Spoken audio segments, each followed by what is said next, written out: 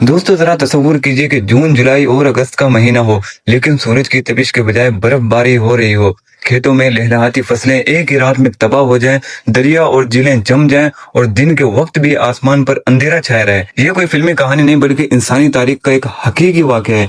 एक ऐसा साल जिसे दुनिया आज भी the air without the summer यानी बगैर गर्मी वाले साल के नाम से जानती है। लेकिन सवाल ये है कि आखिर पूरी दुनिया का मौसम अचानक कैसे बदल गया। इस राज को जानने के लिए हमें जाना होगा इंडोनेशिया के एक जजीरे की तरफ। इंडोनेशिया में सुम्बावा नामी एक खूबसूरत जजीरा मौजूद है। यहाँ एक अजीम शान पहाड़ खड़ा था जिसे माउंट बोना का नाम कहा जाता था। इसकी ऊंचाई तकरीबन 4300 मीटर थी और ये अपने इलाके का सबसे बुलंद तरीन पहाड़ समझा जाता था। सदियों तक ये पहाड़ खामोश रहा, आसपास के लोग खेती बाड़ी करते रहे, मछलियां पकड़ते रहे और अपनी जिंदगी सुकून से गुजारते रहे। मगर उन्हें ये मालूम नहीं था कि इस खामोश पहाड़ के अंदर एक खौफनाक तबाही पड़ रही है।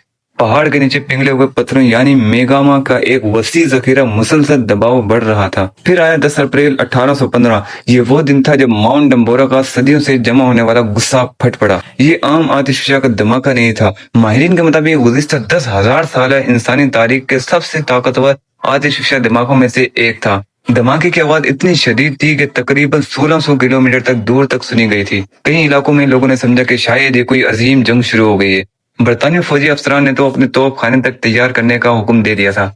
आसमान सियाह हो गया, फिर आग, राख और जलते हुए पत्थरों की बारिश शुरू हो गई। पहाड़ से निकलने वाली इंतहाई गर्म गैसें और राख, जिन्हें साइंस में पायरोक्लास्टिक फ्लो कहा जाता है, सैकड़ों किलोमीटर फी घंटा की रफ्तार से नीचे आई। उनका दर्जा हरारत 1000 डिग्री सेंटीग्रेड से भी ज्यादा हो चुका था। रास्ते में आने वाली बस्तियां लम्हों में मिट गई। हजारों लोग मौके पर ही हलाक हुए। इसके साथ साथ समुद्र में जबरदस्त सुनामी लहरें पैदा होने लगी, जिन्होंने साहिली इलाकों को तबाह ही कर दिया। जब धुआं छिटा तो लोगों ने देखा कि पहाड़ की चोटी तकरीबन गायब हो चुकी थी। इसकी जगह एक बहुत बड़ा गड्ढा बन गया था जिसे कैलेंडेरा कहा जाता है। यह तकरीबन 6 किलोमीटर चौड़ा और 1 किलोमीटर गहरा था। लेकिन हैरानकुन बात यह कि असल तबाही लोहे ने नहीं मचाई थी, बल्कि असल तबाही उन गैसों ने मचाई थी जो धमाके के बाद फिजा की इंतहाई बुलंदी तक पहुंच गई थी। माउंट डम्बोरा ने करोड़ों टन सल्फर डाइऑक्साइड गैस और राख को फिजा में फेंक दिया था।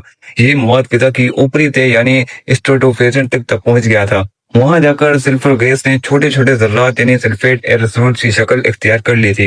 ये जर्रात पूरी दुनिया में फैल गई और खास तौर पर शुमाली निस्फ कुल्ले को अपनी लपेट में ले लिया। इन जर्रात ने जमीन के गिर्द ऐसी गैर मुरी चादर बना दी जिसने सूरज की रोशनी को वापस खुला में मुनक्किस करना शुरू कर दिया। नतीजा ये निकला कि सूरज की गर्मी जमीन तक कम पहुंचने लगी, जमीन का दर्जा हरारत तेजी से गिरने लगा। और फिर आया 1816, वो साल जिसे तारीख में द एयर विदाउट समर कहा जाता है। अमेरिका, कनाडा और यूरोप के कई इलाकों में जून और जुलाई के महीनों में बर्फबारी होने लगी। जहां लोग शदीद गर्मी के आदी थे, वहां दर्जा हरारत नुक्ते इंजमाज से भी नीचे चला गया। फसलें तबाह हो गई, खेत वीरान हो गए। किसान जब बीज बोते तो अचानक बर्फबारी उन्हें तबाह कर देती। परिंदे खुराक की कमी और सर्दी की वजह से मरने लगे। लोग घरों में आग जलाकर बैठते और हैरान होते कि आखिर ये क्या हो रहा है। यूरोप में सूरत हाल मजीद खराब हो गई। हर तरफ धुंध, सर्दी और भूख थी। खुराक की शदीद किल्लत पैदा हो गई। चावल, गंदम और आटे की कीमतें आसमान को छूने लगी। जब खुराक कम हुई तो लूट मार शुरू हो गई। कई शहरों में फसादात फूट पड़े। लोग सिर्फ जिंदा रहने के लिए एक दूसरे से खाना छीनने लगे। सबसे हैरानकुन बात यह थी कि दुनिया को इसकी तबाही की असल वजह ही मालूम नहीं थी। आज अगर कोई कुदरती आफत आए तो चंद सेकंड में पूरी दुनिया को खबर मिल जाती है। लेकिन 1816 में ना इंटरनेट था, ना टीवी, ना वीडियो और ना ही तेज रफ्तार मवासालती निजाम।